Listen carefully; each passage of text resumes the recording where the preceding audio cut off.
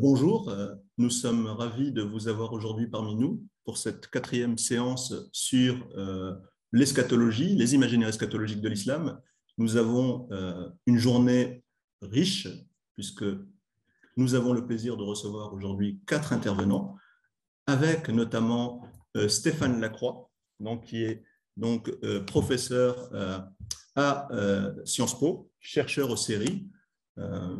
Parmi vos travaux, cher Stéphane, on peut notamment citer les islamistes saoudiens, une insurrection manquée. Et aujourd'hui, nous allons vous écouter pour évoquer une conférence relative à un événement qui a marqué les esprits contemporains il y a une trentaine d'années, à savoir l'insurrection islamiste de la Mecque à travers un prisme eschatologique. Je vous laisse donc la parole, cher Stéphane. Ah oui, c'est bien. Je vous remercie. Merci beaucoup, merci Hassan. Donc, je passe ici. Oui.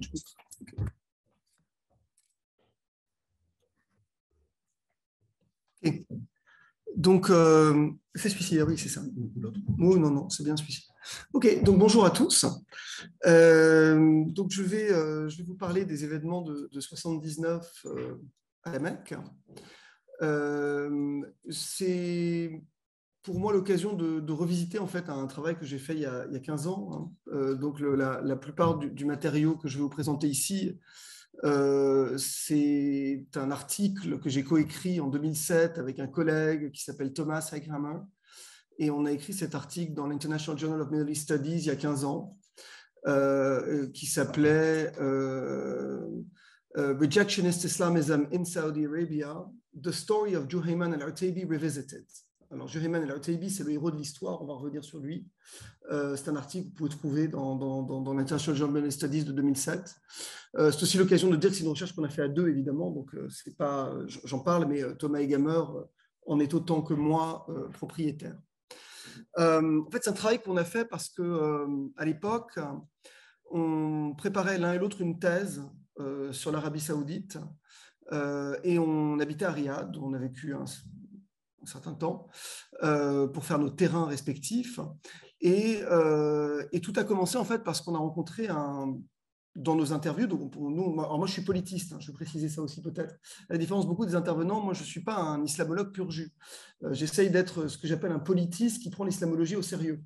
Mais je ne suis pas un islamologue, c'est-à-dire que je ne travaille pas sur le Coran, je travaille plutôt sur les lectures contemporaines de textes islamiques par des acteurs politiques, ce qui implique de connaître un minimum les textes islamiques en question, mais pas d'être spécialiste des textes islamiques en tant que tel. Voilà, pour préciser ce que j'entends par là. Donc, je faisais cette recherche en sciences politiques sur l'Arabie Saoudite. Je travaillais sur les mouvements islamiques en Arabie Saoudite.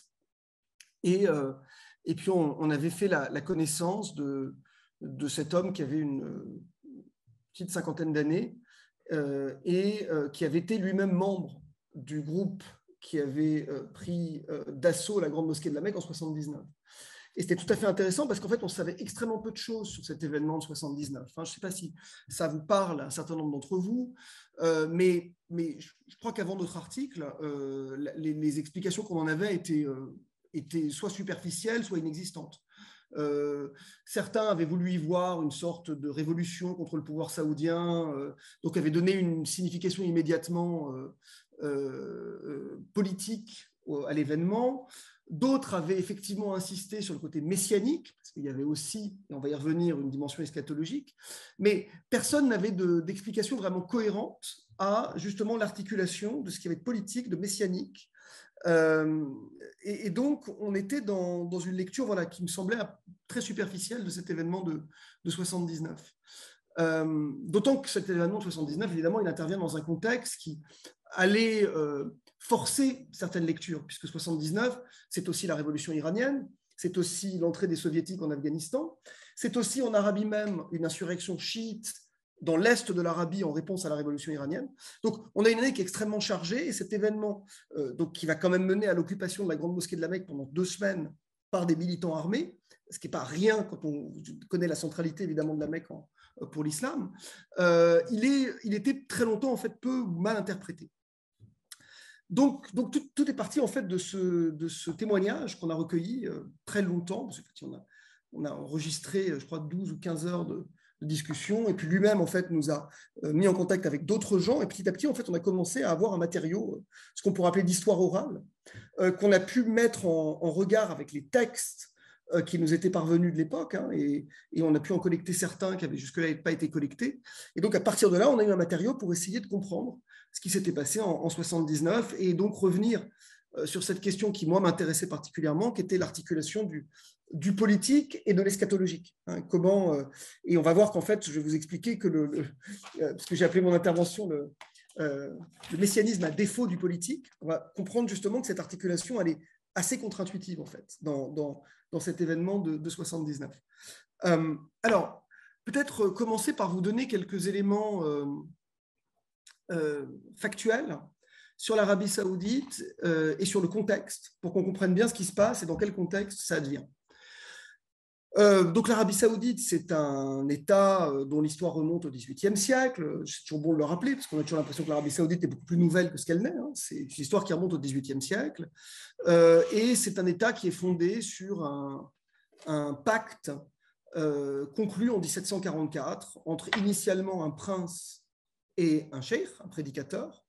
Le prince, c'est Mohammed bin Saoud, le fondateur éponyme de la dynastie des Saouds, et le prédicateur, c'est Mohammed bin Abd al-Wahhab, qui est à l'origine de ce qu'on appelle à l'extérieur de l'Arabie le wahhabisme, et que les Saoudiens désignent sous le nom de salafisme, c'est-à-dire l'islam tel qu'il est compris et pratiqué en Arabie saoudite, ou en tout cas tel qu'il est compris par les institutions officielles de l'Arabie saoudite, on va dire comme ça. Hein, qui s'inscrit donc dans la lignée de cette pensée. Je vais revenir sur ce qu'elle est dans une minute. Donc c'est un État qui est fondé sur un pacte entre un prince et un prédicateur, qui va donner naissance à un État que moi j'appelle bicéphale. C'est-à-dire que traditionnellement en Arabie, on avait deux élites qui se partageaient le pouvoir. Une élite princière qui était en charge du pouvoir politique et une élite religieuse faite d'oulémas, héritiers des thèses et donc de l'école de pensée de Mohammed bin Abd al-Wahhab, qui étaient en charge du domaine religieux. C'est historiquement cette configuration-là qui domine en Arabie. Le pacte, pour aller très vite, était le suivant. Traditionnellement, les princes étaient en charge du politique et les oulémas étaient en charge de la société, et donc en particulier de définir la norme socio-religieuse, ce qui pouvait expliquer ce qui nous semblait être des contradictions, mais qui n'en était pas. C'était les princes qui décidaient avec qui l'État saoudien doit s'allier, en particulier les États-Unis, et c'était les oulémas qui décidaient comment la société doit vivre. Donc, des normes ultra-puritaines, très conservatrices, ségrégation des sexes, interdiction faite aux femmes de conduire, etc. C'était deux logiques différentes. Hein. Vous pouvez tout à fait être allié des États-Unis et appliquer dans le pays un islam ultra-puritain, parce que c'est relevait de deux pôles de décision différents. C'est ça que voilà, pour le dire très vite. Donc, ça, c'est pour résumer très rapidement comment fonctionne le système saoudien, pour qu'on comprenne dans quel cadre tout ça prend naissance.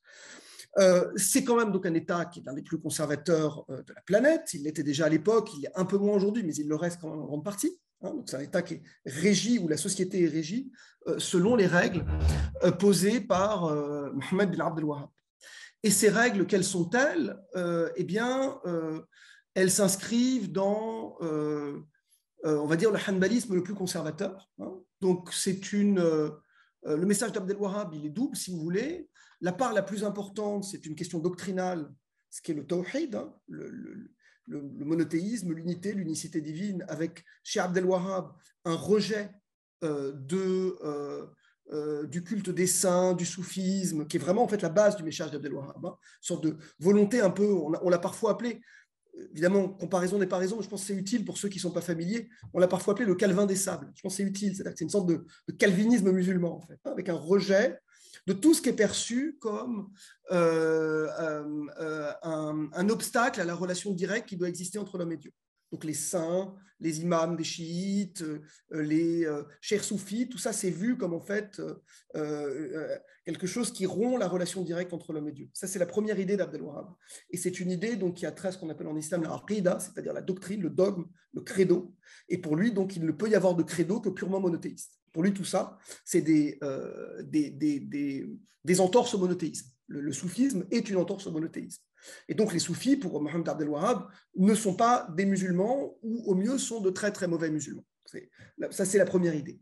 La deuxième idée, c'est donc une vision hanbalite extrêmement conservatrice du fiqh, hein, qui va produire une société régie par des normes de vie très conservatrices, là encore, et donc un fiqh qui s'inscrit dans la lignée du hanbalisme, avec, pour compliquer un peu les choses, une sorte d'ambiguïté. Alors je dis ça pour les islamologues ici, ça va vous parler, j'imagine.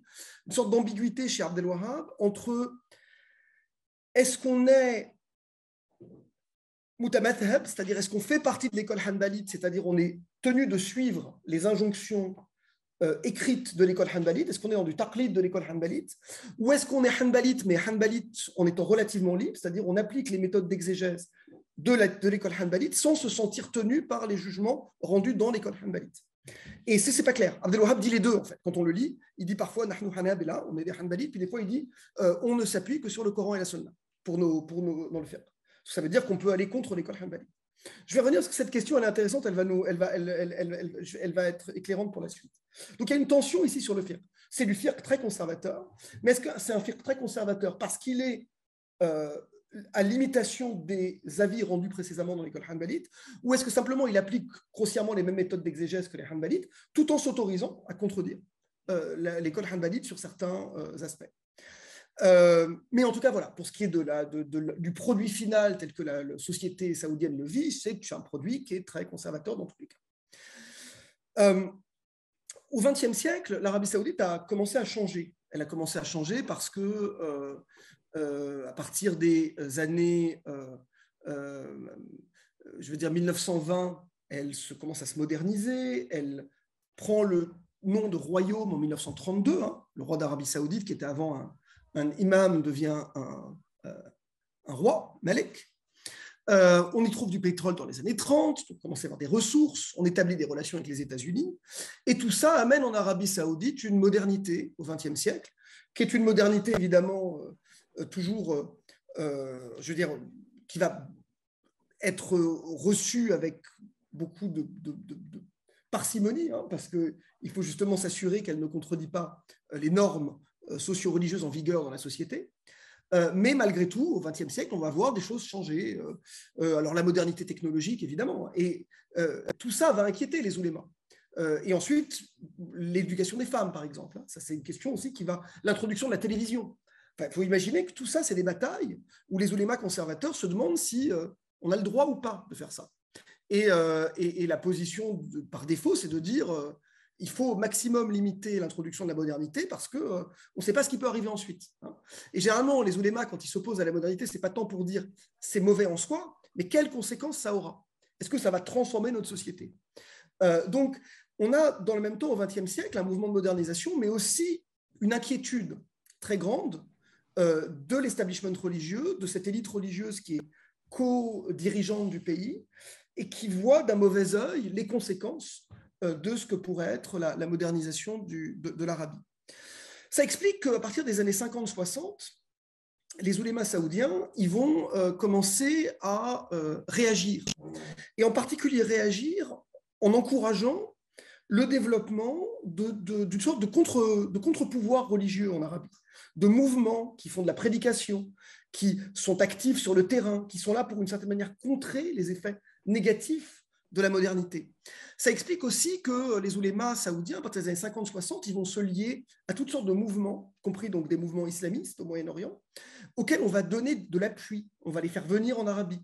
C'est-à-dire qu'en fait, ils vont se trouver des alliés pour être en capacité de rétablir un rapport de force favorable dans cette bataille contre ce qu'ils perçoivent comme les excès probables d'une modernité qui dénaturerait la société saoudienne et le dogme. Dans les années 50, par exemple, il va y avoir un moment qui est très important, qui est l'arrivée en Arabie de manière assez massive de membres de la confrérie des frères musulmans, qui proviennent pour beaucoup d'Égypte, ensuite de Syrie, d'Irak, etc., hein, partout où en fait les régimes nationalistes arabes prennent le pouvoir au Moyen-Orient. Vous savez qu'en 52, c'est Nasser en Égypte, en 63, c'est le Baas en Syrie, etc. Les frères musulmans sont des opposants au nationalisme arabe, conservateurs eux-mêmes, qui sont des conservateurs politiques. La différence des frères musulmans, c'est que c'est une idéologie qu'on appelle islamiste, qui sont des militants politiques, qui veulent construire ce qu'ils appellent un État islamique. Et ils sont évidemment chassés par les régimes nationalistes arabes qui prennent le pouvoir. Et donc, ils se retrouvent accueillis en Arabie saoudite par le pouvoir saoudien qui pense qu'il peut les utiliser contre ses ennemis, Nasser, le régime baathiste en Syrie ou en Irak, et par les oulémas qui les voient comme des alliés conservateurs, pour faire pièce, là encore, à ce qu'ils perçoivent comme une libéralisation excessive du pays. Donc, c'est dans ce contexte-là qu'on va voir arriver de manière massive des milliers de militants des frères musulmans, mais d'autres mouvements aussi de la région. Hein. On va voir le Tablir, par exemple, s'installer dans les années 60. Ce qui est fascinant, c'est qu'on a souvent l'image de l'Arabie comme un pays qui exporte de l'islam, mais en fait, dans les années 50-60, il importe énormément d'islam, l'Arabie. On va voir arriver, les frères musulmans vont avoir un rôle important. Ils se retrouvent en charge en particulier de toute la mise en place du système éducatif en Arabie. Toutes les universités saoudiennes sont créées par des militants des frères musulmans. Les curriculums d'études sont écrits par des militants des frères musulmans. Dans un style donc très politique. Les frères musulmans sont des partisans de ce qu'on peut appeler l'islamisme, une idéologie moderne, née au XXe siècle, qui propose de faire de l'islam un programme de gouvernement. Donc, en relation avec la modernité, mais avec on pourrait appeler, si vous voulez, une islamisation de la modernité. C'est ça, en fait, le programme des frères musulmans. Alors que les oulémas wahhabites, eux, c'est pas islamiser la modernité, c'est la tenir à distance, si vous voyez la différence entre les deux approches. Donc, tout ça va mener en Arabie saoudite à la naissance d'un mouvement qu'on appelle la Sahwa, le réveil, hein, et qui naît de l'influence des frères musulmans dans les années 50 et 60. C'est en Arabie ce qui est l'équivalent des islamistes. C'est des gens qui sont politiques, qui sont présents dans les universités. On sait que les universités sont toujours un peu le lieu de la politisation dans les sociétés. Hein. Et ben, pendant qu'il y a 68 en France avec des maoïstes et des communistes, et ben, sur les campus saoudiens, vous avez la Sahwa. La Sahwa, c'est une critique du pouvoir, souvent, du fait que le pouvoir n'est pas suffisamment islamique, du fait que l'alliance avec les États-Unis, c'est un problème, du fait qu'il n'y a pas de raison que les princes aient le droit de faire de la politique comme ils l'entendent. Il faut que cette politique soit mieux soumise à l'islam. Donc, vous avez la naissance d'un mouvement d'opposition politique islamiste en Arabie, qu'on appelle donc la Sahwa. Ça va être le grand mouvement islamiste de la deuxième moitié du XXe siècle en Arabie, qui va vraiment avoir une influence massive, qui est composée de dizaines de milliers d'étudiants, de professeurs d'université, qui va être extrêmement actif, et avec le soutien des religieux, des oulémas en Arabie, qui voient d'un bon œil le fait que on ait des troupes qui poussent pour un peu plus de conservatisme. Mais ce n'est pas le seul mouvement qui naît de cet épisode. Et maintenant, je vais arriver au mouvement dont moi, je vais vous parler. Parce que je vous ai donné tout ça pour que vous ayez le contexte de cette Arabie. Je l'ai dit, les oulémas saoudiens, ils sont partisans de tous les efforts de réislamisation de la société. Ils considèrent que cette tendance à la modernisation et au libéralisme, elle met en danger le puritanisme de la société saoudienne. Donc, de la même manière qu'ils ont soutenu la Sahwa parce qu'ils y voyaient des alliés, même s'ils n'étaient pas d'accord sur tout avec eux, mais c'était des alliés. De la même manière que dans les années 60, ils reçoivent le Tablir, qui est un mouvement pakistanais de prédication extrêmement présent, y compris en France d'ailleurs, avec beaucoup d'influence dans l'islam, qui va être aussi reçu pour la même raison. Eh bien, on va voir naître d'autres mouvements. Et l'un des pôles dans cette opération, c'est ce qu'on appelle l'Université islamique de Médine. L'Université islamique de Médine, elle est créée en 1961 par le pouvoir saoudien et avec à la manœuvre les oulémas saoudiens dans le but alors il y a deux buts. Premier, c'est donc d'en faire un pôle de l'islam à l'échelle mondiale et donc de diffuser à l'échelle mondiale l'islam d'Arabie saoudite, le salafisme. Et puis, dans une logique plus politique, l'idée, c'est d'en faire une sorte de contrepoids à l'Azhar, puisque l'Égypte et l'Arabie à l'époque, c'est la guerre froide, sont dans deux camps différents. Nasser utilise Al-Azhar pour faire avancer ses intérêts. Les Saoudiens veulent se doter de leur propre université islamique qui fait contrepoids à Al-Azhar du Caire. Et donc, c'est la création de l'Université islamique de Médine, qui va être extrêmement bien dotée, qui reçoit dans un premier temps 80% d'étudiants étrangers qui viennent en Arabie saoudite étudier avec des bourses. Toute une partie en fait, de la diffusion du salafisme à partir des années 60 au monde passe par l'Université islamique de Médine, qui est vraiment le pôle de rayonnement du salafisme à l'échelle mondiale. Et le corps professoral, il est constitué essentiellement de professeurs étrangers, c'est-à-dire de gens qui viennent soit des frères musulmans, soit d'autres courants de l'islam, qui sont amenés en Arabie saoudite et qui se retrouvent donc professeurs à l'université islamique de Médine. Parmi ces professeurs, il y en a un qui va faire beaucoup de bruit, qui s'appelle Mohamed Nasser al-Din al-Albani, c'est-à-dire l'Albanais. Mohamed Nasser al-Din l'Albanais. Alors en fait, il n'est pas tout à fait albanais, en fait, il l'est de naissance, mais enfin, il a grandi en Syrie, il est de nationalité syrienne, ses parents ont fui l'Albanie quand il avait 9 ans, donc en fait, il est de fait de culture syrienne, il a grandi en Syrie, le Cheikh al-Albani, et il est en Syrie la principale voix du salafisme syrien. Il est à peu près sur la ligne d'Abdel Wahhab pour ce qui est du credo, il croit aussi donc ce tawhid régénéré, ce monothéisme pur et dur qui est celui d'Abdel Wahhab. Mais le Cheikh al-Albani s'est fait une spécialité qui est le hadith. Il étudie le hadith. Il est connu pour être un grand spécialiste de la discipline du hadith, ce qu'on appelle un traditionniste ou un expert du hadith. Et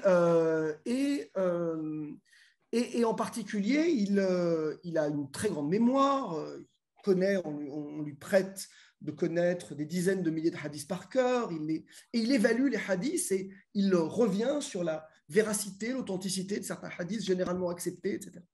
C'est comme ça qu'il se fait en fait sa réputation. Et le Cheikh al-Albani, il est salafiste, mais justement, il a un problème avec le salafisme d'Arabie saoudite, ou le wahhabisme. C'est qu'il considère que le wahhabisme d'Arabie est trop hanbalite. Lui considère que si on doit faire du fiqh et qu'on se dit salafi, il faut absolument revenir au Coran et à la Sunna à chaque fois. On ne peut pas s'appuyer sur une école particulière. Il n'y a pas de raison. Si on est salafiste, ça veut dire qu'on suit l'islam des salafs, donc l'islam des premiers musulmans. Et donc, on fait comme eux, c'est-à-dire on revient sur les textes, la Sunna, le Coran. Et en Arabie, je vous ai dit tout à l'heure qu'il y avait ce débat. Le wahhabisme, ce n'est pas clair. Est-ce que les wahhabites sont hanbalites ou pas en fiqh? Et d'une certaine manière, al-Albani va trancher cette question, dire on n'est pas hanbalite en fiqh, on est salafi, c'est-à-dire on revient au Coran à la Sunna. Et donc notre fiqh, c'est ce qu'il appelle fiqh al-hadith, il ne s'appuie que sur les traditions. Il ne s'appuie pas sur la jurisprudence, quelle qu'elle soit, et donc pas la jurisprudence hanbalite. Ça, c'est quelque chose qui lui a donné, c'est l'invention, si vous voulez, de ce qu'on appelle la madhabiyya, c'est-à-dire le refus des madhabs. Et c'est avec al-Albani que naît ou que s'affirme un salafisme qui rejette la catégorisation en école. Jusqu'ici, je vous ai dit que les wahhabites n'étaient pas clairs sur est-ce qu'ils sont hanbalites ou pas. Avec al-Albani, on voit un courant salafiste se détacher complètement des écoles. On n'est plus, et on considère même que se rattacher à une école, y compris l'école hanbalite, c'est ne pas être salafi. Pour être salafi, il faut être détaché des écoles et revenir chaque fois que possible, ou tout le temps, au texte. Donc al-Albani, il s'est fait une vraie popularité dans les milieux salafis, aussi parce qu'il apparaît comme plus salafi que les autres. De certaine manière, ce qu'il dit aux wahhabites, c'est vous n'êtes pas assez salafi. Encore un effort, vous serez vraiment salafi. Vous êtes salafi sur la aqida, sur le dogme, ça on est d'accord. Mais votre fiqh, il est hanbalite, c'est pas salafi. Et donc ça va lui donner beaucoup d'autorité, en particulier parce que donc il renouvelle d'une certaine manière le discours. On est aussi dans une logique de surenchère. Chez les jeunes, il est extrêmement apprécié parce que justement, il y a quelque chose d'un peu rebelle chez lui, d'une certaine manière. Il s'attaque à un certain nombre d'autorités. En même temps, il est invité à enseigner en Arabie saoudite en 61, essentiellement parce qu'il a un protecteur dans le système saoudien, qui est le Cheikh Ibn Baz, qui est un grand cheikh d'Arabie, qui lui-même, en fait, est plutôt du côté pas hanbalite, alors que le moufti d'Arabie à l'époque est hanbalite. Donc vous voyez qu'on est dans des débats qui sont assez complexes. Et le cheikh al-Albani, une fois à Médine, il va avoir une autorité immense. Il est probablement le cheikh le plus connu de l'université. Le problème, c'est que l'Albanie pose problème à pas mal de wahhabites sur plein de questions. Parce que du coup, en appliquant sa méthode de revenir au hadith et de faire une sorte de nouveau fiqh émancipé de l'école hanbalite, il produit un certain nombre d'avis qui ne sont pas dans les habitudes saoudiennes. Al-Albani, par exemple, dit qu'on peut prier avec ses chaussures. On peut rentrer dans la mosquée et prier avec ses chaussures. Alors, tous les gens qui suivent Al-Albani dans les années 60 en Arabie rentrent dans les mosquées, prient avec leurs chaussures. Alors, il y en a d'autres qui leur disent « Sors, tu n'as pas le droit d'entrer avec les chaussures. » Si, j'ai le droit. Donc, se tape dessus des fois dans les mosquées. Parce que Al-Albani a dit qu'on prie avec les chaussures. Al-Albani aussi va écrire un livre extrêmement influent qui s'appelle Sifat Salat al-Nabi annak tarahu, les caractéristiques de la prière prophétique comme si tu la voyais. Et où là encore, il redéfinit les gestes de la prière en disant les gestes qu'on a appliqués jusqu'ici ne sont pas les bons. Si on revient au hadith, c'est autre chose. Et là encore, vous avez dans les mosquées des gens qui prient selon la méthode d'Al-Albani, des gens qui prient selon la méthode hanbalite, et on voit qu'il y a des différences. Donc ça crée de la tension, si vous voulez. Donc c'est pour vous donner une idée de pourquoi l'influence d'Al-Albani, elle va avoir certaines conséquences. Al-Albani aussi, parce qu'il applique sa méthode, parfois il est plus libéral que les wahhabites. Al-Albani dit par exemple, il n'est pas obligatoire pour une femme de se couvrir le visage. Et là encore, il emploie un argument, hadith, etc. Alors que les wahhabites, eux, dans la bonne tradition d'Arabie et du Najd, considèrent qu'une femme doit porter un niqab, elle doit se couvrir le visage. Al-Albani dit, le hadith ne dit rien là-dessus, donc ça n'est pas nécessaire. Toutes ces questions, ça fait qu'Al-Albani est quand même un personnage qui devient assez vite sulfureux en arabe. Il est très respecté, mais il pose problème aux autorités religieuses. Il n'est pas d'accord avec eux sur certaines choses. Et en 63, on ne renouvelle pas son contrat et il est expulsé en Arabie. Mais avec Al-Albani est apparue donc une sorte de nouvelle version du salafisme, une sorte de salafisme 2.0 si vous voulez, qui va plus loin, en particulier sur ces questions, qui prétend incarner un nouveau modèle normatif et qui est très populaire chez les jeunes. Vous avez dans les jeunes de l'université et autres, cette idée que voilà, Al-Albani va plus loin et de cette manière à compléter ce qui avait manqué aux générations précédentes de salafis.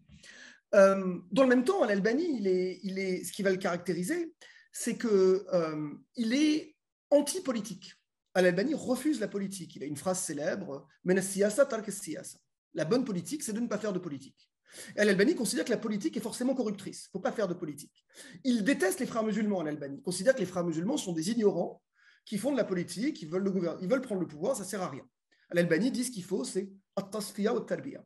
Il faut purifier le corpus, il faut revenir donc à un islam vraiment salafi, et puis il faut éduquer les gens, at-tarbiya. Il faut leur transmettre par le bas, par la da'wa, jusqu'à ce que la société revienne à la juste norme salafi. Donc, le message de Al-Albani, c'est tout ça. Et on va voir dans les années 60 naître un groupe, en fait plusieurs, mais il y en a un qui m'intéresse ici, qui justement est inspiré par ces idées d'Al-Albani qui sont un peu dans l'air dans les années 60. Et qui, après qu'Al-Albani lui-même ait été expulsé, vont essayer de les propager. D'abord, ces jeunes qui se rassemblent, ils pratiquent la méthode d'Al-Albani, ils font de la da'wa, ils essayent de propager le message. Ils font de la da'wa donc qui est singulière parce qu'elle est à la fois salafi, mais elle va plus loin que les salafis d'Arabie d'une certaine manière. Et en particulier, ils mettent bien en avant les pratiques d'Al-Albani. Ils rentrent dans la mosquée avec leurs chaussures. Ils prient à la manière d'Al-Albani. Et donc, ils se distinguent dans le champ religieux par une certaine méthode différente. Il y a une question aussi qui va vite obséder ces jeunes, c'est la question de la Hizba. La Hizba, c'est ce qu'on pourrait appeler, si vous voulez, en Arabie, en tout cas dans le contexte saoudien, la Hizba, dans l'histoire islamique, ça veut dire mille choses, mais c'est plus complexe. En tout cas, en Arabie, c'est la police religieuse, si vous voulez. C'est cette idée qu'il faut y avoir une police des mœurs. Et en Arabie, il y a une police religieuse qui est en charge de faire la Hizba, c'est-à-dire de contrôler le fait que les mœurs sont bien en phase avec la norme. Le problème, c'est que face à l'arrivée de la modernité, la libéralisation, on sent parmi ces jeunes un peu puritains qui sont assez rebelles que la police religieuse n'en fait pas assez. À Médine, dans les années 60, on commence à voir des mannequins apparaître dans les boutiques de vêtements. Ça, c'est un scandale. Si vous êtes en bon salafisme, on n'a pas le droit à la représentation humaine. Donc, on ne peut pas avoir des mannequins. Et imaginez, ce sont des mannequins féminins qui représentent donc non seulement des êtres humains, mais en plus des femmes, où on va en plus montrer certaines parties du corps de la femme. Donc là, on est en quelque chose où justement ce groupe qui se forme autour d'Al-Albani, très vite, il va se focaliser sur ça.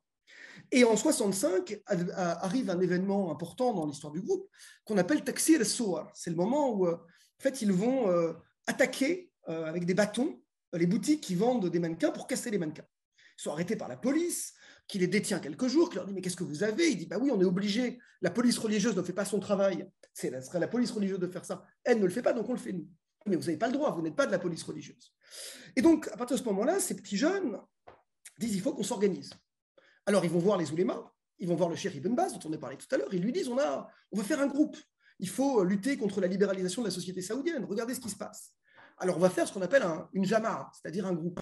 Alors le Cheikh Ibn Baz leur dit, oui, mais alors, on veut l'appeler, donc ils disent Al-Jama'a Salafiyya. Cheikh Ibn Baz dit, appelez-la Al-Jama'a Salafiyya al-Muhtaseba, c'est-à-dire le groupe salafiste qui pratique la Hizba. Et dit comme ça, vous serez un groupe qui finalement apparaîtra comme une sorte d'auxiliaire de la police religieuse. Vous serez dans la ligne, effectivement. Bon. Et Cheikh Ibn Baz leur donne son accord. Il dit, moi je serai votre... Donc ils le prennent un peu comme guide, si vous voulez. Cheikh Ibn Baz, à l'époque, il est une autorité très importante. Il va devenir moufti d'Arabie Saoudite ensuite, mais il ne l'est pas encore. Il est président de l'Université islamique de Médine. Donc on est aussi dans un jeu de compétition au sein de l'establishment religieux saoudien. Cheikh Ibn Baz représente une ligne qui n'est pas forcément toujours celle du moufti de l'époque. La chose continue, le groupe gagne en ampleur. Bientôt, on voit le groupe, il est à Médine, il est à la Mecque, il a des sections à Médine, il a une maison qui s'appelle Beit al-Ikhwan, la maison des frères, où on se rassemble. Donc c'est un groupe qui petit à petit, en fait, va fonder des sections à travers le pays. Et qu'est-ce qu'on fait? On fait de la prédication, où en gros, on est sur la ligne que j'ai décrite tout à l'heure d'Al-Albani. On fait de la prédication, on étend la base du groupe et on essaye de faire une sorte de contre-pouvoir à ce qu'on perçoit comme une libéralisation inéluctable du pays, et face aux forces de cette modernité incontrôlée telle qu'ils l'aperçoivent. Il va même avoir des branches au Koweït, le groupe, il va même avoir des branches à l'étranger, en fait. Donc c'est un groupe qui va devenir assez important numériquement, plusieurs milliers de personnes à travers le pays. Le problème, c'est que petit à petit, à mesure que le groupe gagne en ampleur, ça commence à inquiéter les autorités. Les autorités saoudiennes, bon, après tout, on pourrait dire que c'est des gens qui prônent l'islam, ils ne sont pas politiques, ils disent bien on ne fait pas de politique, ils détestent la Sahwa, les frères musulmans, tout ce qui est politique. Donc, ce sont des gens qui, a priori, on pourrait se dire, ne représentent pas de danger pour le pouvoir. Al-Albani a dit, la bonne politique, ce n'est pas faire de politique. Ce qu'il faut faire, c'est la da'wa, tarbiya, etc. On peut se dire, a priori, le pouvoir se dit, ce n'est pas des gens qui sont dangereux pour moi, ils ne font pas de politique, ils n'ont pas de... et pourtant, ils sont organisés, ils sont actifs. Ça dégénère parfois sur des mannequins, des affiches dans la rue.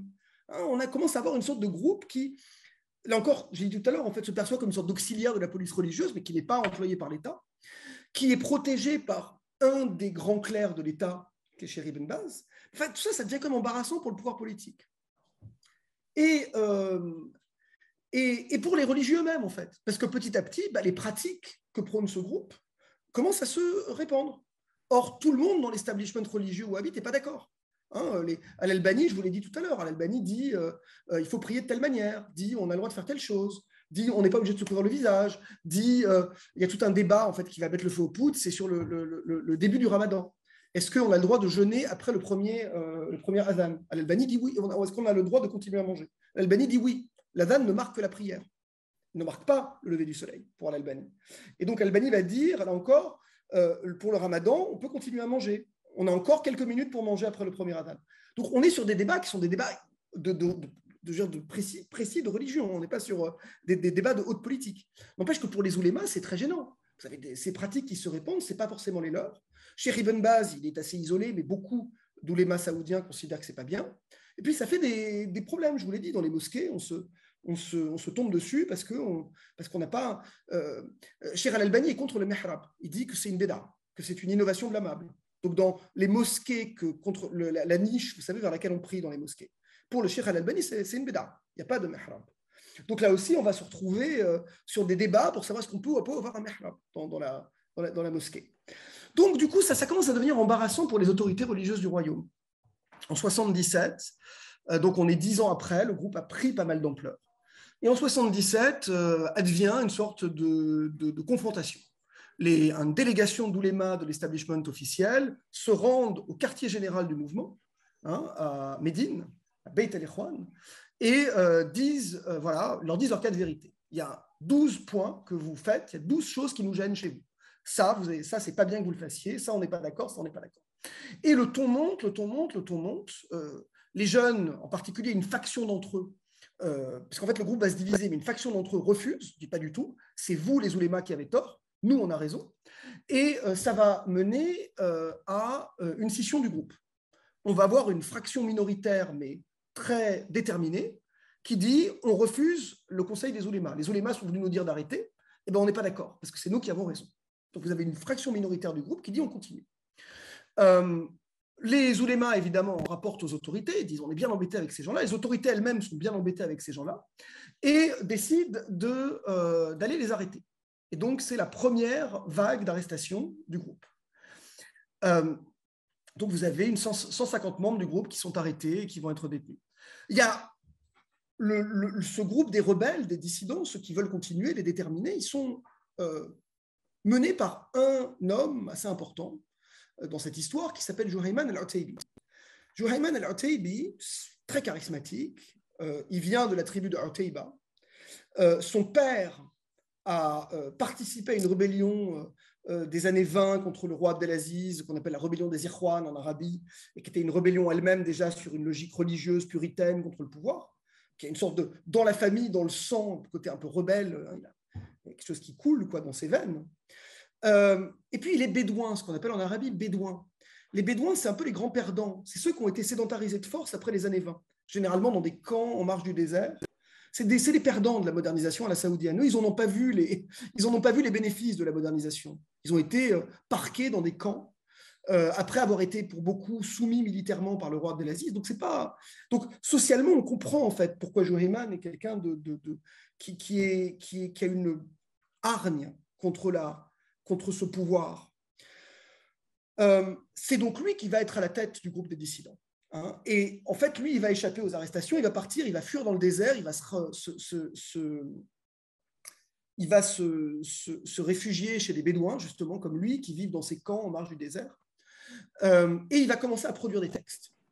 Et c'est la première production de texte qu'on a de ce groupe, qui est en fait une production du groupe des dissidents. Ce sont 12 lettres hein, qui explicitent ce que pense ce groupe.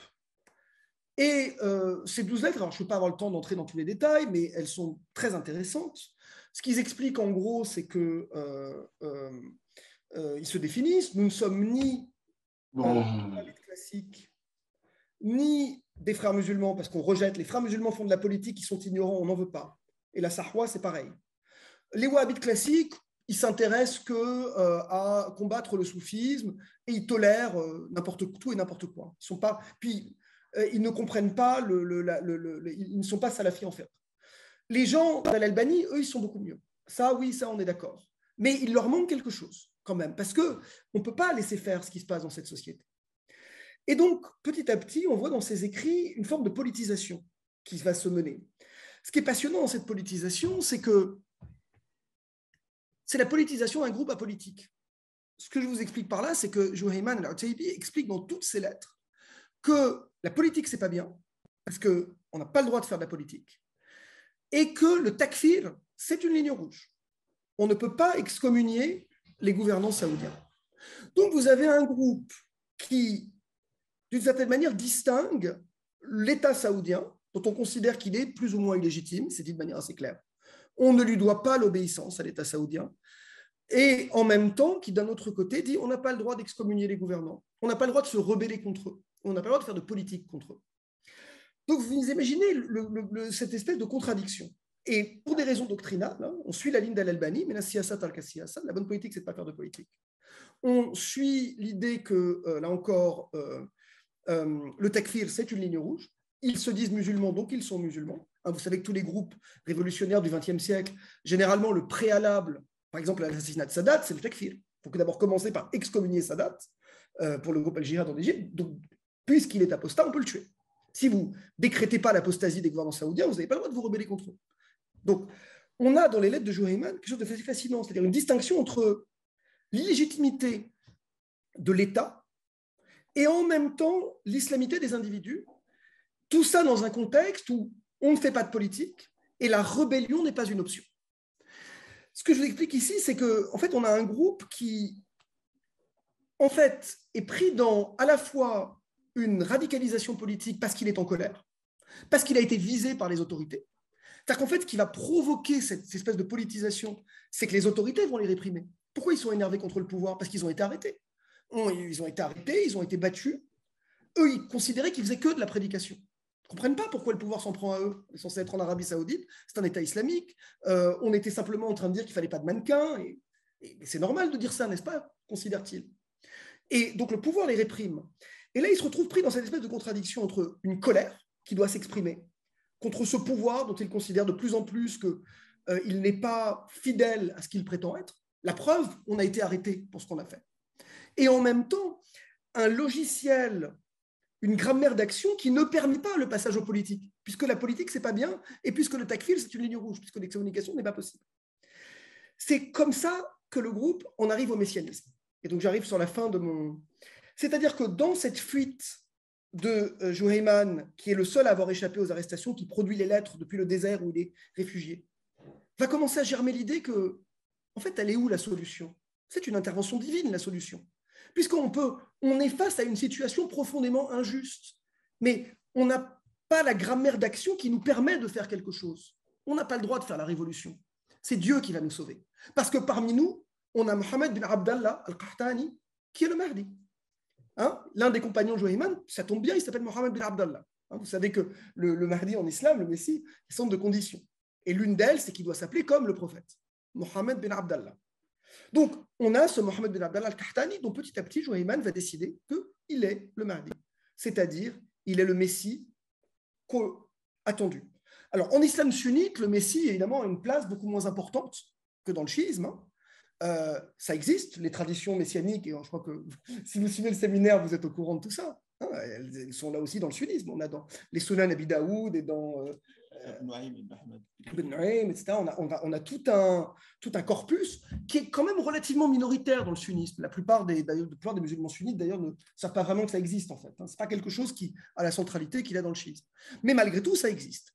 Et donc, Juhayman va aller puiser dans ces textes messianiques pour aller trouver la solution à son problème. Et donc, Mohammed al-Qahtani est le Mahdi. On a parmi nous le Messie. Et donc maintenant, il faut faire consacrer le Messie.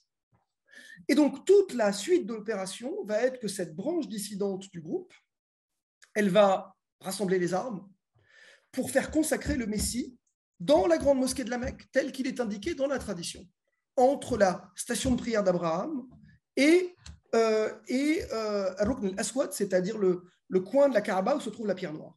Hein, dans les traditions, il est spécifié à quel endroit le Messie doit se tenir pour devenir le Messie. Donc, toute l'opération qu'on va monter en fait à la Mecque, c'est une opération qui doit faire consacrer le Messie. Et donc, on va rassembler des armes, on s'entraîne. Hein, vous avez un groupe de quelques centaines de gens qui s'entraînent dans le désert, qui font passer des armes depuis le Yémen, qui organisent donc une opération militaire sur la grande mosquée, mais pas pour prendre le pouvoir, pour faire advenir la fin du monde.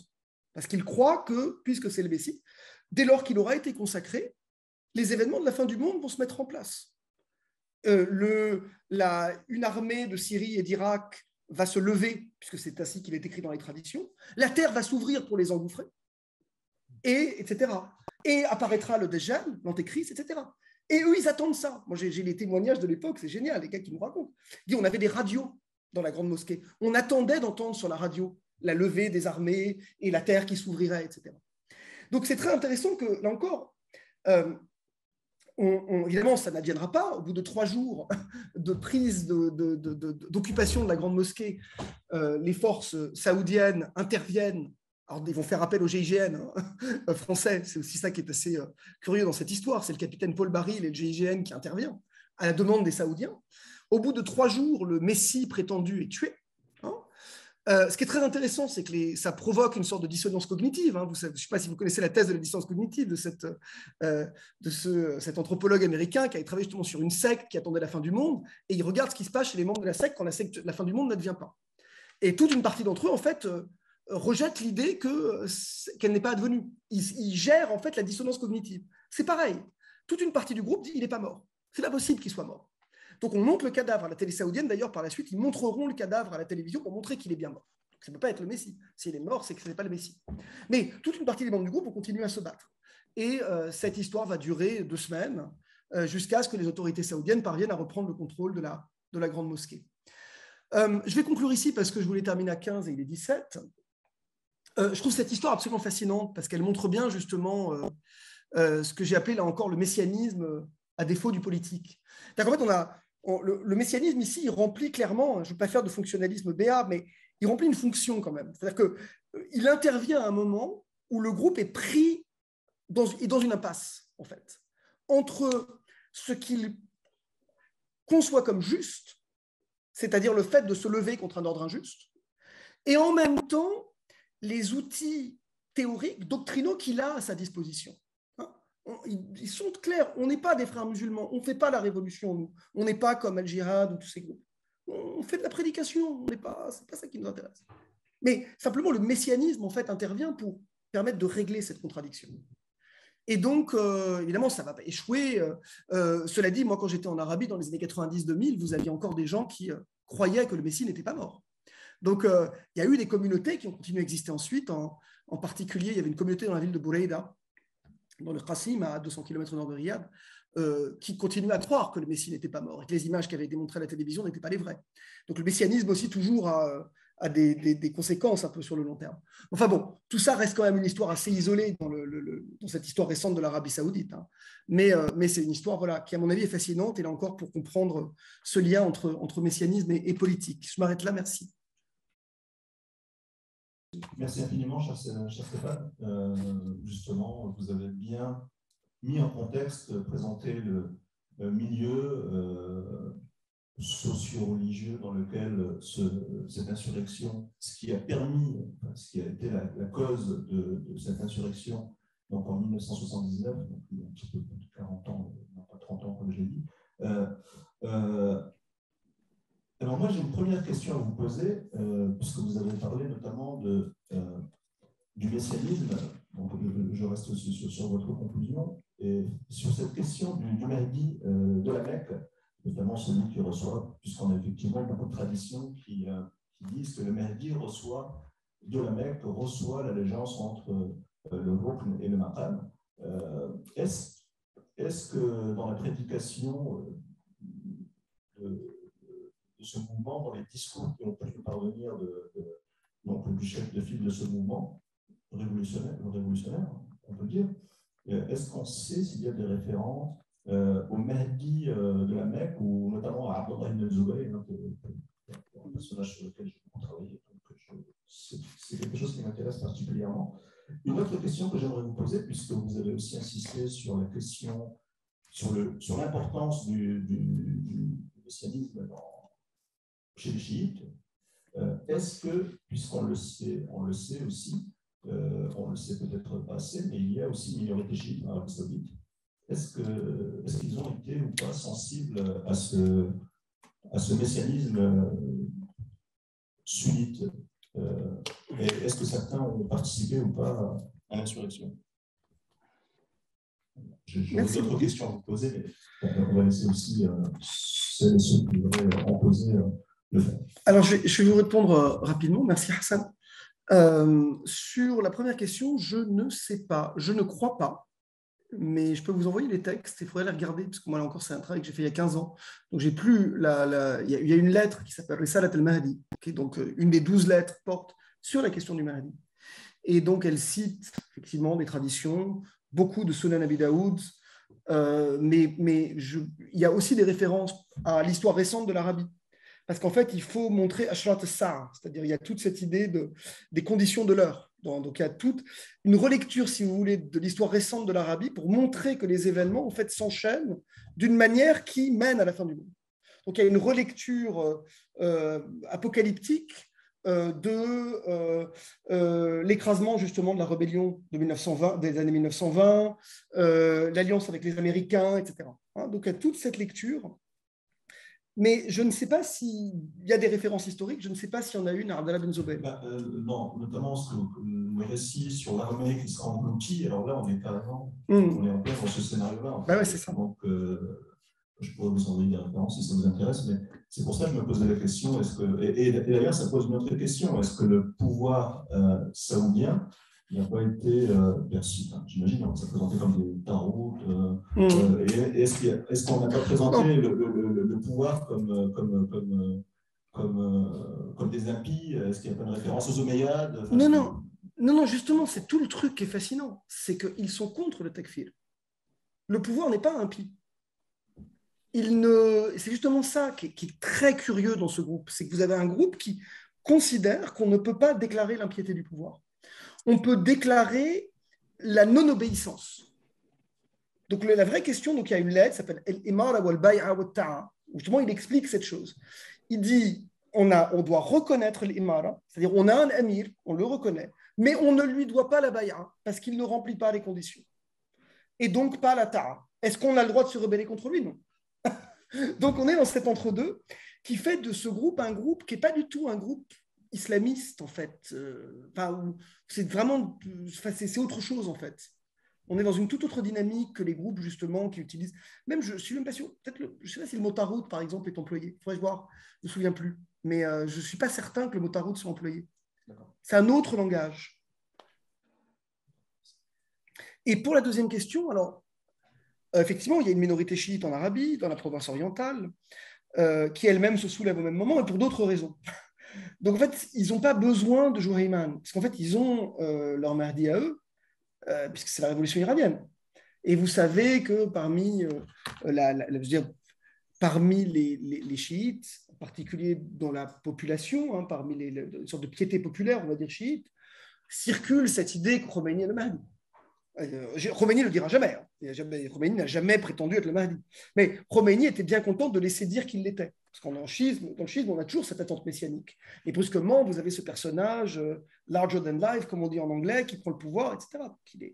Donc, effectivement, il y a un soulèvement au même moment dans la province orientale qui est inspiré par la révolution iranienne. Alors, il y a un élément tout à fait important que j'ai oublié de dire tout à l'heure, mais qui est crucial, c'est qu'on est en l'an 1400 de l'Hégire. Donc là aussi, c'est pas rien.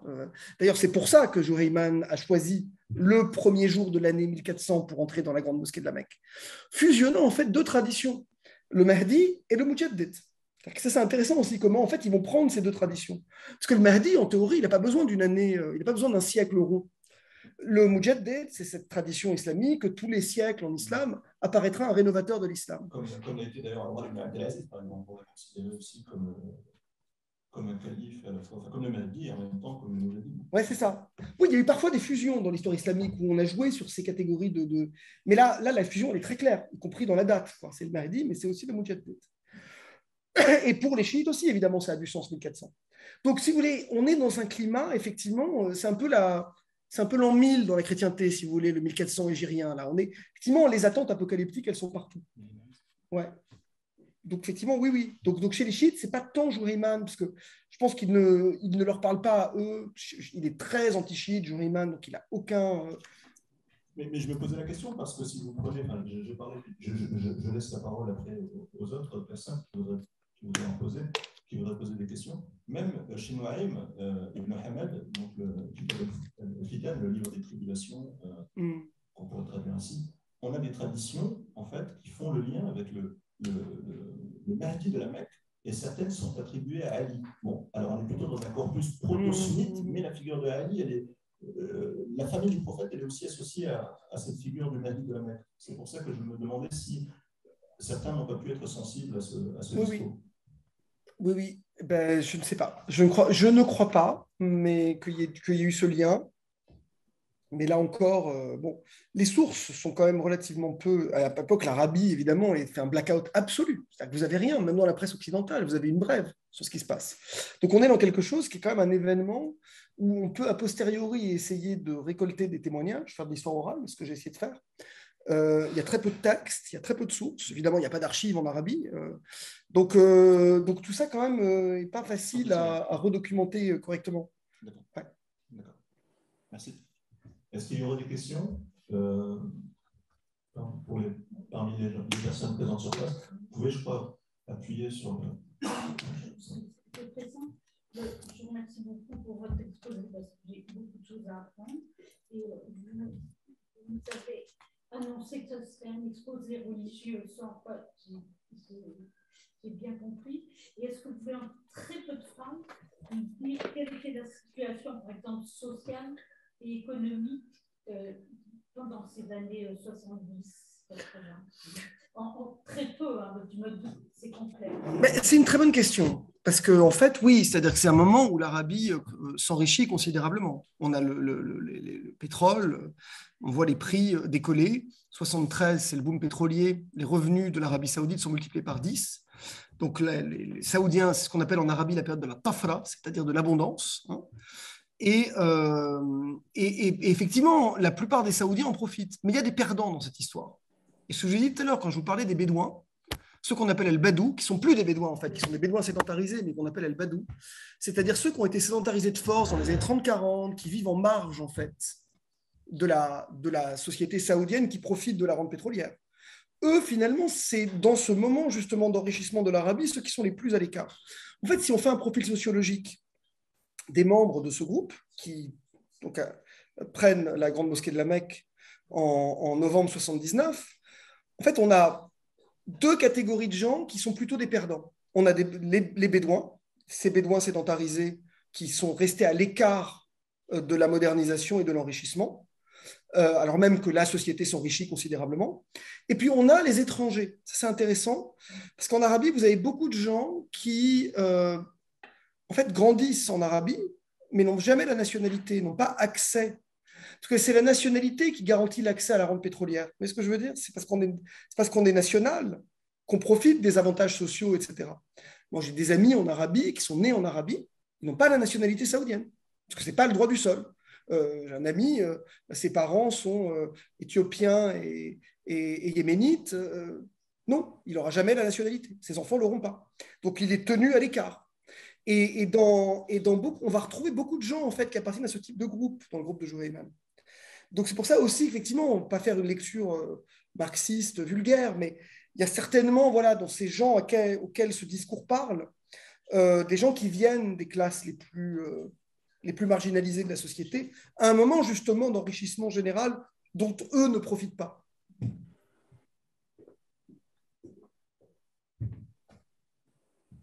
Oui. D'abord, merci beaucoup pour cette passionnante intervention. C'est juste quelques remarques, en fait, notamment sur le débat qu'il y a eu.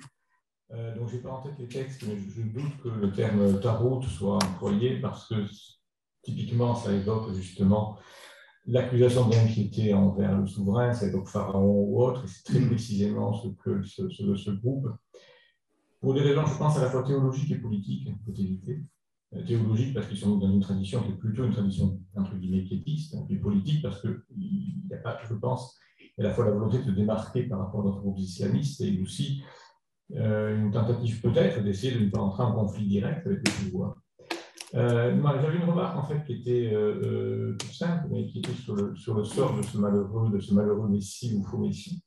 Qui visiblement est un peu, si je puis dire, un dindon de la farce dans cette affaire-là, parce qu'il ne paraît pas être un personnage très important dans cette affaire-là. Donc, ce n'est pas la première fois dans l'histoire, justement, on a des cas avec les karmates aussi, je crois, où un personnage, finalement, qui se trouve là par hasard, mais dont certaines caractéristiques le désignent comme le messie potentiel, est utilisé par les propagandistes eux-mêmes pour servir ce rôle de messie. Alors, je ne dis pas qu'il faut nécessairement relire l'histoire de toutes les traditions messianiques à la lumière de cet exemple, mais c'est pas, on va dire, c'est pas du tout ce que je dis, je précise, mais c'est quand même intéressant de voir que si on imagine, par exemple, que la rébellion avait réussi, nous aurions eu un messie qui finalement était devenu messie un peu contre sa volonté, si je puis dire, et sans rapport avec son initiative. Donc voilà, l'histoire peut avoir parfois éventuellement des surprises. Mais encore une fois, ce n'est pas la première fois qu'on connaît ça, c'est-à-dire un messie désigné par quelqu'un d'autre parce qu'il correspond bien et qui, comme la plupart des mouvements messianiques, échoue. Oui, absolument. Merci beaucoup de cette remarque, c'est tout à fait vrai, c'est-à-dire qu'il se trouve s'appeler Mohamed Ben Abdallah. Il est considéré comme faisant partie des Ashraf, parce que donc, là encore, on peut s'interroger, mais en tout cas, les autres le considèrent comme faisant partie des Ashraf. Et puis, on lui prête les caractéristiques physiques, le nez aquilin, etc. Donc tout ça, ça fait qu'il est le bon candidat. Mais oui, vous avez raison, le personnage est désigné par d'autres. C'est Juhayman qui est derrière. Juhayman dit qu'il a eu des rêves, en fait. Parce que toujours, le messianisme commence toujours par des rêves. Donc, et effectivement, il y a des processus qui sont intéressants où les membres du groupe ont des rêves. Et évidemment, ça a été étudié en psychologie, etc. Parce que je sais que le personnage que j'interrogeais me disait si, j'ai rêvé du Messie, moi aussi. Évidemment, parce qu'il parlait avec les autres. Donc, tout le monde se met à rêver. Et parce que tout le monde se met à rêver, ça confirme que c'est vraiment le Messie. Je ne sais pas si vous avez des références d'études. Je ne sais pas si ça a été. Ce cas précis a été étudié par des psychologues. Ça serait en tout cas absolument fascinant d'avoir des études de cas on a la chance d'avoir finalement un groupe existant et non pas des choses qui sont passées longtemps, pour analyser du point de vue de la psychologie sociale ce qui se passe concrètement dans la manière dont cette conviction messianique, parce qu'on voit bien qu'ils y croient. Et moi, ce qui me fascine, c'est comment est-ce qu'ils arrivent, par quel mécanisme ils arrivent à y croire tous ensemble à ce moment-là. Ça, c'est quelque chose de fascinant. Oui, oui. En fait, c'est ce bouquin dont je parlais tout à l'heure, dont j'oubliais le nom, cet auteur américain qui a fait du terrain en suivant un groupe messianique jusqu'au jour désigné pour la fin du monde. Et donc, c'est fascinant parce que quand il rentre dans le groupe, il fait de l'observation participante, il passe plus de 2-3 ans avec eux, et jusqu'au jour où la fin du monde n'a pas lieu. Et donc, la description qu'ils ont fait, je crois qu'elle est assez unique. Évidemment, aujourd'hui, on est obligé, on n'a plus que des traces orales, ça va être dur, je pense, de reconstituer plus que ça. Par contre, effectivement, ce type de travail sur des mouvements contemporains, parce qu'il y a encore du messianisme, il y a encore des gens qui attendent la fin du monde, on peut aujourd'hui peut-être, voilà, par ce type de méthode, essayer de comprendre comment ça fonctionne. Alors, merci beaucoup. On peut prendre une dernière question, éventuellement, je crois que Nadir avait une question à poser. Bon, c'est une remarque sur. En tout cas, merci beaucoup pour cette présentation exhaustive. Merci. Je reviens peut-être sur ce qui a été dit sur la centralité ou pas de la question du Mahdi, qui est vraiment importante dans le chiisme que dans le sunnisme. Plutôt moins importante dans le sunnisme que dans le chiisme, mais en fait, ce phénomène de messianique contemporain, s'inscrit en fait en continuité avec d'autres événements qu'on a, si on prend Mahdi au Soudan, ou bien chez Nigeria, ou même si on vient Hassan Bolli l'évoquait avec la période donc ou après, ou même avec par exemple le mouvement des Almohades, avec Ibn Tumar qu'on appelle, enfin Mohamed Ibn Tumar, mais qu'on communément appelle Al-Mahdi. Donc, est-ce que vous pensez que c'est un, et vous l'avez dit encore juste après, c'est qu'on croyait encore que le Messie était vivant, c'est ça, Abu Huraïra, ce que vous disiez, c'est ça. Et à l'heure actuelle, en Arabie Saoudite, est-ce que vous avez eu des données par rapport à ce groupe? Est-ce qu'il s'est passé en 79? Est-ce qu'encore aujourd'hui, on a des c'est peut-être un peu plus compliqué, mais je veux dire, est-ce qu'on a ce souvenir en fait de 79? Est-ce que ce n'est pas un symbole de volonté maintenant qui peut être récupéré pour des raisons politiques ou pas? Oui, merci beaucoup pour la question. Alors, effectivement, il me semble, mais là encore, hein, je vais peut-être un peu loin, mais il me semble que dans le chiisme, en fait, il y a des raisons structurelles qui expliquent la différence de centralité. C'est-à-dire qu'en fait, les oulémas sunnites ont très très bien compris le danger du messianisme. Parce que le sunnisme, ça reste quand même la religion de l'ordre, la religion des autorités. Donc le messianisme, c'est bien quand on est dans l'opposition. Quand on est l'autorité, on essaye de contrôler au maximum justement le messianisme. C'est pour ça que je pense que dans effectivement l'islam canonique tel qu'il s'est institué, les oulémas ont plutôt tendance sunnite à essayer de repousser aux marges le messianisme, qui était vu effectivement comme plutôt un outil de dissidence potentielle. Alors dans le chiisme, c'est l'inverse. Le messianisme, là, il est central parce qu'on est les dissidents. Donc, c'est vrai. Et c'est vrai, dans le chiisme aussi, on peut dire que le messianisme a parfois été devenu aussi autorité. Si vous prenez le cas de Mohamed bin Toumat, c'est ça. C'est un messie qui est devenu lui-même autorité. Du moins, il n'a pas vu les conséquences, les fruits de son œuvre. On a parlé aussi avec les Fatimides aussi. Où on a toujours, voilà, bon, les Fatimides, c'est vrai que c'est une chiite, mais des fois, le messianisme peut devenir lui-même autorité chez les Sud, mais après, c'est vrai que ça pose des problèmes parce que souvent, c'est mis à la marge. C'est ça, c'est qu'une fois qu'on est l'autorité, on repousse tout ce qui peut déstabiliser l'autorité à la marge. Effectivement, mais ça intéresse les dissidents. Eux, ils ont besoin du messianisme pour instituer une autre autorité. Donc, c'est pour ça que voilà, on est quand même, enfin, puis il me semble que, et ça, vous me corrigerez, mais il me semble que dans le Bukhari ou Muslim, il n'y a pas de référence au Mahdi. Je crois que parce que c'était un débat. Chez Muslim, à vérifier quand même. Il me semble. Chez Muslim, à vérifier. Tirmidhi, c'est sûr. On retrouve. Chez Muslim, il me semble que oui, mais à vérifier. En tout cas, Abu Daoud, c'est. Oui, dans Abu Daoud, il y a. Oui. Il y a dans Abu Daoud, mais je pense que chez Bukhari et Muslim, il n'y a pas. Parce que. Muslim a vérifié. Dans les années 80, après l'histoire du Mahdi, justement, il y a tout un débat en Arabie pour essayer de repousser à la marge de nouveau les traditions du Mahdi. Et donc, il va y avoir un débat sur partie des salafis de l'époque qui prônent ce qu'ils appellent l'iqtisar al-sahihain, c'est-à-dire on se limite aux deux sahih. Parce qu'en fait, dans les deux sahih, il n'y a pas de Mahdi. Les Mahdi, il est dans Abu Daoud et justement, et d'autres disent pas du tout, on ne peut pas se limiter aux sahihain. Et puis alors les albanistes disent, de toute façon, nous, on revoit toutes les traditions et même les sahih ne sont pas forcément sahih. Donc ça ne règle pas le problème. Mais je veux dire, il y a un débat autour de ça, ce qui me fait penser que justement, dans le Bukhari ou Muslim, il n'y a pas de... Mais je peux me tromper là encore. Je voudrais voir parce que des fois, il y a des Saoudiens, enfin des Saoudiens, des écrits dans leurs chaussures.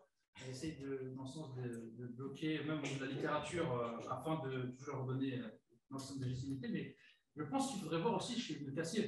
On le cite beaucoup parce que vous avez évoqué la littérature des Alam Sa'a. Il a, à la fin de son encyclopédie, de son livre, au début et la fin, Bidaya Nihaya, un volume qui est consacré en fait au Alam Sa'a. Est-ce qu'il parle du Mahdi dedans, étant donné qu'il fait partie des signes de la fin des temps? Est-ce que c'est une référence du corpus salafo-wahhabite ou salafiste? Donc peut-être ce serait... c'est intéressant. Il faut revoir ça. Je ne me souviens plus si... Je tends à penser que Juhayman y fait référence, mais il faudrait vérifier là encore. Ça, c'est quand même...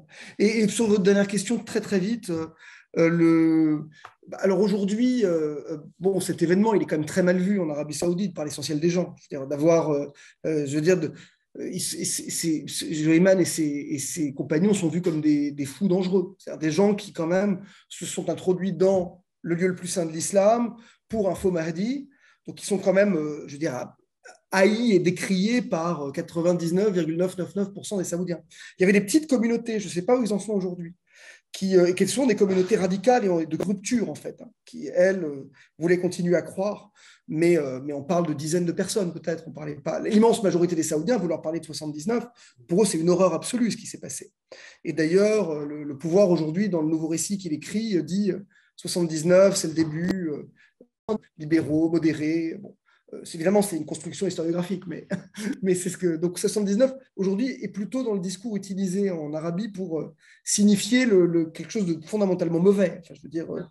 Il y a une dernière petite question, ça pourrait peut-être compléter. À aucun moment, cette secte, ce petit groupe dissident a voulu rendre. On peut parler de secte. Voilà, le pouvoir. Moi, j'aimerais bien savoir comment ces sectaires ou bien ces dissidents ont été considérés par les oulémas religieux saoudiens proches du pouvoir. Est-ce qu'ils les ont excommuniés ou bien les ont-ils considérés comme des malahidas, des hérétiques? Parce que beaucoup ont été exécutés. Voilà.